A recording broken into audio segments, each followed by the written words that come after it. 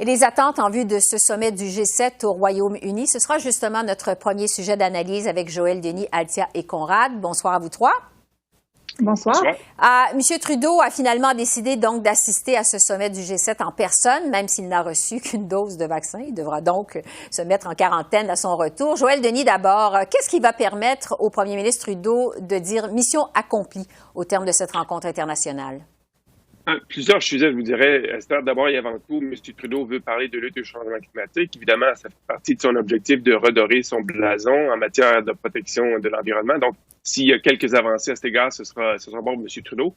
On veut aussi parler de fiscalité. Vous savez, on a conclu un pacte même entre les ministres des Finances la semaine dernière, en vertu duquel les pays du G7 s'engagent à imposer un impôt minimum de 15 %. Donc, ça aussi, je pense que c'est de bon augure pour M. Trudeau, qui souhaite justement éviter que des entreprises quittent le Canada pour aller ailleurs, parce qu'on leur offrirait une fiscalité plus avantageuse. Mais l'autre élément, je pense, le plus important, c'est que si les pays du G7 acceptent de prendre une position encore plus forte à l'égard de la Chine pour obtenir la libération des deux Michaels, les deux Michaels qui sont encore emprisonnés en Chine, et ces Canadiens sont emprisonnés depuis près de 900 jours, plus de 900 jours. Donc, si M. Trudeau obtient une déclaration forte à cet égard, dans le communiqué final, il pourra dire mission accomplie. Althia, qu'est-ce que c'est le premier défi, je dirais, du premier ministre Trudeau à ce G7? C'est ma question, mais je dirais que c'est pas le G7, c'est pas vraiment. Je veux pas être méchante, là, mais c'est comme nous autres, on est un très petit partenaire. C'est vraiment mené par, oui, Boris Johnson est le hôte de la conférence, mais c'est vraiment le premier G7 de Joe Biden, puis tous les yeux vont être sur Joe Biden. Puis on sait que Joël Denis l'a mentionné, la Chine va figurer grandement. C'était comme un enjeu secondaire, mais on dirait devenu l'enjeu au premier plan. Qu'on allait parler au sujet des vaccins. Alors, presque tous les pays du G7 ont acheté beaucoup de vaccins. Presque toute leur population, presque pas toutes, mais beaucoup de leur population sont déjà vaccinées.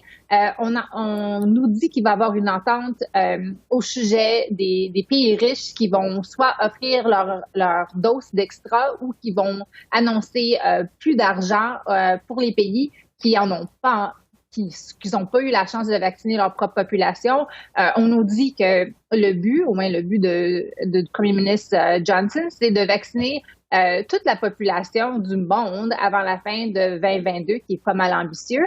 On nous parle aussi d'un communiqué qui va avoir du langage au sujet des changements climatiques en vue du prochain COP. Mais sur la Chine, je pense que c'est un enjeu qui est vraiment important pour le Canada, pour les raisons que Joël Denis a mentionnées, mais qui pourrait aussi nous rendre la vie un petit peu plus difficile. Monsieur Johnson a invité les représentants de l'Australie, de l'Inde, de la Corée du Sud et de l'Afrique du Sud à venir assister à cette conférence aussi pour avoir une entente commune, qu'est-ce qu'il appelle le D10, le Démocratie 10. On nous dit que le premier ministre Modi va pas être là à cause de la crise en Inde, mais c'est quand même un enjeu super intéressant, puis qu'il y a aussi des changements que le président Biden pourra amener. On sait que au WTO, il n'y a pas eu de juge nommé de la part des États-Unis parce que le président Trump ne croyait pas dans cet organisme-là. Puis l'Australie croit que c'est vraiment la manière de réétablir un plafond égaux, si je pourrais dire, avec la Chine. Il y a beaucoup de craintes des pays démocrates qui voient la Chine comme, pas juste comme un ennemi économique, là, mais vraiment un pouvoir qu'on ne sait plus quoi faire parce qu'on se sent tous coincés. Bon. Conrad, sur la vaccination, justement, parce que M. Johnson, l'hôte du sommet, aimerait se vacciner tout le monde avant le 2021, il faut le dire. Juste avant de s'envoler pour ce sommet, le président Biden a engagé les États-Unis à donner 500 millions de vaccins aux pays les plus pauvres. Est-ce que, justement, ça vient mettre de la pression sur Justin Trudeau pour qu'il prenne un engagement de partager les doses supplémentaires du Canada pendant ce G7? Je sais pas, honnêtement, je crois que c'est pas l'enjeu du sommet. Je crois que l'enjeu du sommet, c'est montrer au monde qu'on a remis le multilatéralisme sur les rails depuis le départ de Donald Trump et que le monde développé est enfin unifié autour des objectifs communs, que ce soit les changements climatiques, que ce soit la vaccination des pays sous-développés, et ou que ça soit l'imposition d'un taux d'un impôt coopératif minimal aux corporations. Je crois que ça pourrait aider aussi Justin Trudeau de retourner au Canada pour dire on fait des progrès sur plusieurs fronts. Le monde développé et on est partenaire, le Canada est partenaire de ces décisions-là et d'aller en campagne électorale en disant qu'on a eu une entente au G7, on ne sait pas si on va l'avoir au G20 ou à l'OCDE, mais pour un taux d'impôt minimal sur les corporations, sur les GAFA, comme on dit, à travers le monde, ça c'est une avancée majeure que Trudeau Trudeau pourrait se vanter. Oui. Alors, on verra évidemment les retombées concrètes s'il y en a de ce G7. Je veux revenir maintenant sur ce drame horrible là, de cette semaine, l'attaque islamophobe de London en Ontario, qui a décimé une famille. Le premier ministre Justin Trudeau, le chef du NPD aussi, Jack Meeting, il faut le dire, n'ont pas hésité à qualifier cet acte-là de geste terroriste. Joël Denis, qu'est-ce que vous avez pensé de la réaction aux communes à la suite de cette attaque? Le discours qui m'a le plus marqué, c'est celui de Jagmeet Singh. Il était vraiment ému et probablement que M. Singh parlait en connaissance de cause, lui-même ayant été victime de gestes racistes durant sa vie. Donc, j'ai trouvé que son discours était à point, rappelait que le Canada peut prétendre bien des choses, mais il ne peut pas prétendre qu'il n'est pas à l'abri du racisme et de l'islamophobie qui accourt dans plusieurs régions du monde. Et donc, son discours était phénoménal, je vous dirais. Le bon ton. Et il semblait aussi même manifester une certaine, comment dirais-je, colère vis-à-vis l'inaction du gouvernement Trudeau, si on peut dire, vis-à-vis la hausse de ces crimes haineux commis contre les gens de confession musulmane. Donc, M. Singh m'a vraiment, vraiment impressionné. Et beaucoup plus que le premier ministre lui-même. Donc, j'avais l'impression que le véritable chef d'État cette semaine, c'était Jagmeet Singh, de par le tonnerre de son discours qui était tout à fait approprié, et rappelait justement que le Canada peut prétendre bien des choses. Le pays de licorne qu'on a peut-être l'image du Canada n'existe pas parce qu'il y a des gens qui souffrent, des fois souffrent en silence, mais parfois souffrent de façon mortelle, comme on l'a vu avec l'attentat qui a été commis. Oui. Althia? Oui, j'aimerais juste mentionner que Erin O'Toole a aussi mentionné que c'était un acte islamophobique, un acte terroriste. Je suis d'accord avec tout ce que Joël Denis vient de dire. Je rappellerai aussi que dans les moments, c'est pas exactement la même chose, là, mais quand on a appris Blackface durant l'élection en 2019, c'était vraiment Jagmeet Singh qui avait la meilleure réponse le soir même quand c'est sorti. Je pense que c'est à cause de de son expérience personnelle, il ressent les choses de manière plus émotive et peut les exprimer d'une manière franche, directe que les deux autres chefs, les trois chefs, quatre chefs dans la Chambre des communes ne peuvent pas.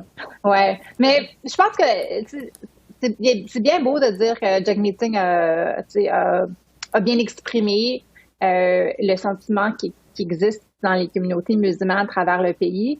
Je rappellerai que sur la loi 21, qui est maintenant une demande de beaucoup de membres dans la communauté musulmane à travers le pays, le Canada, que lui, il a quand même la même position que le gouvernement libéral et puis que les libéraux semblent vouloir dire qu'ils ont une position différente, mais ne veulent pas la répéter à cause qu'on s'en va en élection probablement. Oui. Bon, on va parler justement de cette controverse cette semaine qui a entouré la loi 21 au Québec, la loi sur la laïcité. Il y a des journalistes qui ont tenté d'amener M. Trudeau sur le terrain glissant des amalgames là, dans la foulée de ce qui est survenu à London. Conrad, trouvez-vous que Justin Trudeau s'est bien tiré d'affaire? Non, parce que c'est une question très difficile pour lui, évidemment, parce que lui, il est plus sensible au débat qui se fait au Québec autour des accommodements religieux. Et ce débat-là, les nuances de ce débat-là sont pas très bien compris au Canada anglais. Donc, dans la loi, au Canada anglais, la loi 21 est perçue et vue par les intervenants, parce qu'il n'y a pas beaucoup de gens qui défendent cette loi au Canada anglais. Donc, la plupart des intervenants sur cette loi la voient comme étant une loi ouvertement discriminatoire qui stigmatise et qui vise les minorités religieuses, mais surtout les musulmans et les femmes musulmanes. Donc, il voit pas comment M. Trudeau, dont le père est le père de la Charte des droits et libertés, peut avoir une position si ambiguë sur cette loi-là. Mais M. Trudeau comprend un peu mieux que les opposants à la loi que le débat n'est pas aussi simple que ça au Québec. Ouais.